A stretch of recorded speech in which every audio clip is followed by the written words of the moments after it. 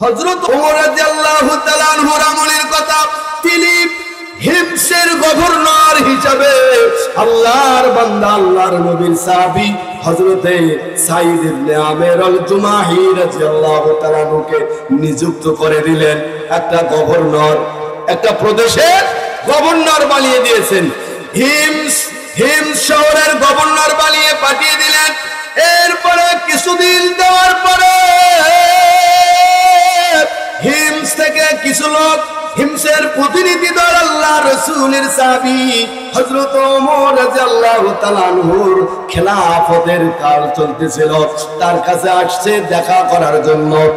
এরপরে হযরত ওমর রাদিয়াল্লাহু তাআলা আনহু ওই হিমসের প্রতিনিধি দলদের কাছে এই হিমসের বিভিন্ন খোঁজ খবর নিলেন। হযরতে সাঈদ ইবনে আমির আল জুমাহির নেতৃত্বের ব্যাপারে ভালো মন্দ খোঁজ খবর নিলেন। এরপরে তাদের কাছে হযরতে আমিরুল মুমিনিন ওমর তাদের কাছে চাইলেন একটা লিস্ট, যে তোমরা তোমাদের এলাকার, তোমাদের শহরের গরিব মানুষ, কিছু গরিব মানুষের লিস্ট তোমরা আমার কাছে দাও। কিছু গরিব মানুষের লিস্ট তোমরা আমার কাছে দাও, যাদেরকে আমি কিছু আমাদের কল্যাণ ফান্ড থেকে, বাইতুল ফান্ড থেকে কিছু আমি সহযোগিতা পাঠাবো। ও রাসূলুল্লাহর উম্মতেরা, কান খাড়া করে শোনো। হিমসের প্রতিনিধি দলেরা তারা যে লিস্ট তৈরি করলো, তাদের শহরের গরিব মানুষদের একটা লিস্ট তৈরি করে হযরত ওমর রাদিয়াল্লাহু তাআলা আনহুর কাছে দিয়ে দিলেন। এই যে লিস্ট নেন, এরা আমাদের দেশের গরিব মানুষ। কিন্তু হযরত ওমর রাদিয়াল্লাহু তাআলা আনহু লিস্ট পড়তে গিয়ে তালিকায় নজর রাখতে গিয়ে তিনি সাঈদ ইবনে আমির আল জুমাহি নাম দেখলেন। সাঈদ ইবনে আমির রাদিয়াল্লাহু তাআলা আনহুর নাম দেখতে পেয়ে হযরত ওমর রাদিয়াল্লাহু তাআলা আনহু প্রতিনিধি দলকে জিজ্ঞাসা করলেন, এই সাঈদ ইবনে আমির এটা কার নাম? এটা কি হিমসের গভর্নরের নাম নাকি? এই প্রশ্ন করার সাথে সাথে সকলেই বলে উঠল, ও আমিরুল মুমিনিন হযরত ওমর, হ্যাঁ এটা আমাদের গভর্নর সাঈদ ইবনে আমির আল জুমাহি রাদিয়াল্লাহু তাআলা আনহুর নাম। হযরত ওমরের চোখ দিয়ে পানি ঝরঝর করে পড়তেছে। সাধারণ আমাদের এলাকার একটা মেম্বার, একটা এলাকার চেয়ারম্যান, তার কত শান শৌকত, তার গাড়ির আওয়াজ শুনলেই বোঝা যায় এটা অমুক চেয়ারম্যানের গাড়ি যাচ্ছে। কথা বলেন ঠিক না বেঠিক? তার কোট টাই চলাফেরা জুতা কত দামি দামি হয়। আর হযরত ওমর চোখের পানি ছেড়ে দিয়ে কাঁদছেন, হায় রে আমার গভর্নর, আর সে হলো ওই শহরের গরিব মানুষদের মধ্যে অন্তর্ভুক্ত। হযরত ওমর রাদিয়াল্লাহু তাআলা এরকম কিছু অর্থ তার কাছে ওই প্রতিনিধি দলের কাছে দিয়ে দিলেন, আর বললেন এগুলি তোমরা সাঈদ ইবনে আমির আল জুমাহির কাছে তার ব্যক্তিগত প্রয়োজনে যেন সে খরচ করে দেয়, এজন্য দিয়ে দিবা। ও মুসলমানেরা, হযরত সাঈদ ইবনে আমির আল জুমাহি রাদিয়াল্লাহু তাআলা আনহুর কাছে যখন হযরত ওমর রাদিয়াল্লাহু তাআলা আনহুর পক্ষ থেকে এই সম্পদ, এই অর্থ যখন তার হাতে পৌঁছে দেওয়া হলো, এই অর্থ তার হাতে পৌঁছা মাত্রই তিনি পড়ে নিলেন, ইন্না লিল্লাহি ওয়া ইন্না ইলাইহি রাজিউন। এটা কিসের দোয়া ভাই? কেউ মরে গেলে আমরা পড়ি, কি বলেন? কোন দুঃসংবাদ শুনলে শুধু মরে গেলেই না, যে কোনো দুঃসংবাদ শুনলেই আমরা এই দোয়া পড়া আমাদের জন্য শরীয়তের একটা সুন্নাত, এজন্য আমরা পালন করি। কিন্তু সাঈদ ইবনে আমির আল জুমাহি রাদিয়াল্লাহু তাআলা আনহুর কাছে অর্থ পৌঁছে গেছে, বাইতুল মাল থেকে, রাষ্ট্রের কোষাগার থেকে তার ব্যক্তিগত খরচের জন্য সম্পদ চলে গেছে। কিন্তু তিনি সুবহানাল্লাহ আলহামদুলিল্লাহ আমরা বলতাম, কিন্তু সেটা না বললে উনি বলতেছেন ইন্না লিল্লাহ। আর এই দোয়া শোনা মাত্রই তার স্ত্রী ভেতর থেকে বলতেছে, ও স্বামী গভর্নর, আপনি ইন্নালিল্লাহ পড়তেছেন, আমাদের দেশের খলিফা কি মারা গেছে? বলে না। বা মুসলিম সৈন্যরা কোথাও কি পরাজিত হয়েছে? বলে না। এবার হযরত সাঈদ ইবনে আমির আল জুমাহি বলে, ও বিবি শোনো, আমাদের দেশের খলিফা মারা যায়নি, আমার দেশের কোন মুসলমানরা কোথাও গিয়ে পরাজিত হয়নি, বরং আমার ভেতরে দুনিয়া প্রবেশ করেছে। দুনিয়া আমাদের ভেতরে ঢুকায় দিয়া আখিরাত নষ্ট হওয়ার পথে।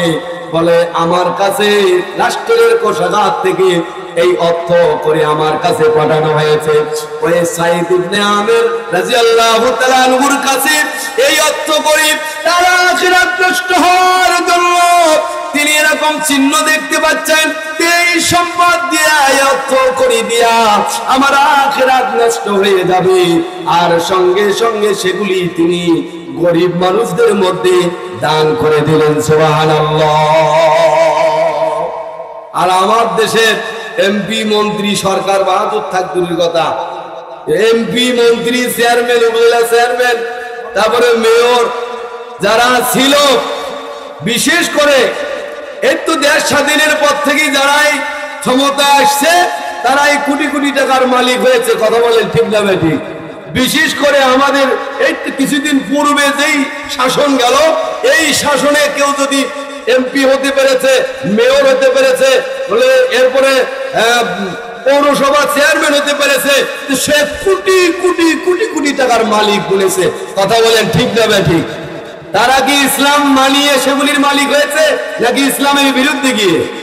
কি বলেন ভাই? ইসলামের বিরুদ্ধে গিয়া। হযরত সাঈদ ইবনে আমির আল জুমাহি রাদিয়াল্লাহু তাআলা আনহু আল্লাহর নবীর সাহাবী, তার মধ্যে জবাবদিহিতা ছিল, তাকওয়া ছিল, পরহেজগারিতা ছিল, তার মধ্যে খোদা ভীতি ছিল, দুনিয়া বিমুখ তিনি ছিলেন। দুনিয়ার লোভ লালসা তার গভর্নরি করতে গিয়া সে হিমসের মতো একটা প্রসিদ্ধ শহরের গভর্নর ছিলেন। এরপরও দুনিয়া তাকে কোনো ধোঁকা দিতে পারে নাই, কারণ তার মধ্যে আল্লাহর ভয় ছিল। কথা বলেন ঠিক না ঠিক? আমার দেশের কোন মেম্বার, কোন চেয়ারম্যান, কোন এমপি মন্ত্রী যদি আল্লাহর কোরআন মানে, খোদা ভীতি থাকে অন্তরে, যদি তার মধ্যে তাকওয়া থাকে, তার দ্বারা জনগণের সম্পদ আদৌ নষ্ট হওয়ার সম্ভাবনা নাই। কথা বলেন ঠিক না ঠিক? সে আর বিদেশে এরকম ভাবে সুইস ব্যাংকে টাকা রাখবে না।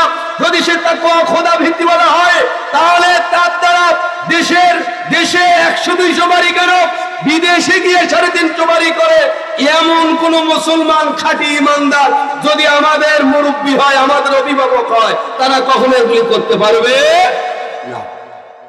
ও মুসলমানেরা, আমি বলছিলাম দুনিয়া কোরআনের বিধান মতে কোরআন দুনিয়াকে কিভাবে মনে করে। কোরআন আমাদেরকে বলে দিচ্ছে, দুনিয়ার মানুষেরা, এই দুনিয়া কারো ভালো চলাফেরা দেখে, কারো উন্নত চলাফেরা দেখে এরকম ভাবে তোমরা তাদের দিকে ধাবিত হয়েও না। অনেক সময় আমাদের টাকা পয়সা কম, কিন্তু আমার পাশে একজনের অনেক টাকা পয়সা, সে বৈধ উপায়ে ইনকাম করেছে, সে ওই জায়গায় পৌঁছার উপযুক্ত, সে অনেক টাকার মালিক হয়েছে, কিন্তু আমার ভেতরে নফস খালি পায় যে ওনার মতো যদি আমি টাকা লাগাতে পারতাম। কি বলে? ওনার মতো। সেই জন্য করে কি, রাস্তায় ছিনতাই করে অথবা অন্য কোনো খারাপ রাস্তা অবলম্বন করে টাকা পয়সার মালিক হতে চায়। কি বলেন? আছে না নাই ভাই? কি বলেন? আছে না? আমার মতো লোক যে অমুক আমার সাথে একই বয়সের মানুষ, সে এত টাকার মালিক হলো আর আমি পারলাম না, এজন্য শয়তান আমাকে ধোঁকা দেয় যে যেভাবে হোক ওইখানে পৌঁছিতেই হবে, যেভাবে হোক ওইভাবে ওই জায়গায় পৌঁছিতেই হবে। আল্লাহ বলেন, লা ইয়াগুররান্নাকা তাকাল্লুবুল লাযীনা কাফারু ফিল বিলাদ।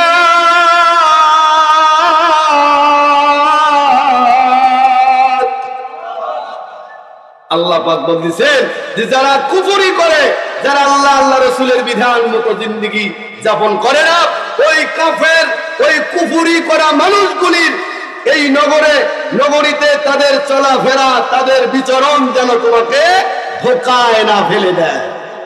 মাতাউন কলিল, তাদের যে বিশাল অট্টালিকা দেখতেছো, তাদের যে সম্পদ দেখতেছো, এগুলি খুবই অল্প, খুবই অল্প। মুসলমানেরা এই দুনিয়ায় আমাদেরকে এভাবে করে ধোঁকা দেয়, আল্লাহর হুকুম থেকে আপনাকে আমাকে দূরে রাখতে চায়। দুনিয়ার লোভ লালসা, আমি কেমনে আমি এই আল্লাহ রাস্তায় আমি চলে যাই, কেমনে আমি এরকম ভাবে হকের পক্ষে দাঁড়ায় যাই।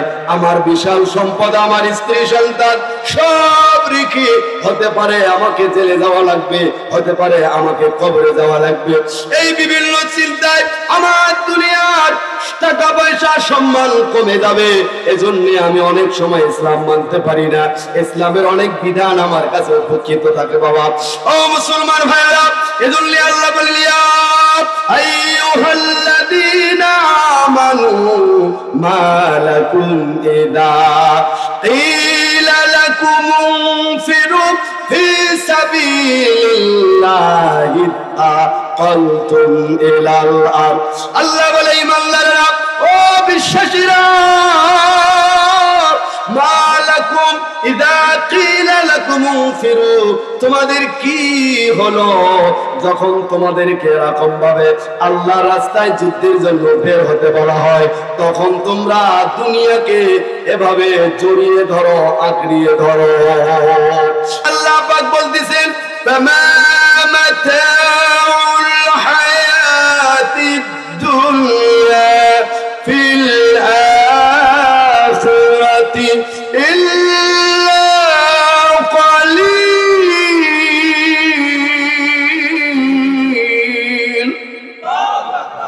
আল্লাহ বলতেছে বান্দা, তুমি যে আখিরাতের পরিবর্তে দুনিয়াকে গ্রহণ করলে, রাদিতুম বিল হায়াতিদ দুনিয়া মিনাল আখিরাহ, আখিরাতের পরিবর্তে দুনিয়াকে গ্রহণ করলে, অথচ ফামা মাতাউল হায়াতিদ দুনিয়া ফিল আখিরাতি ইল্লা কালিল, এই দুনিয়া আখিরাতের তুলনায় খুব অল্প, খুব সামান্য।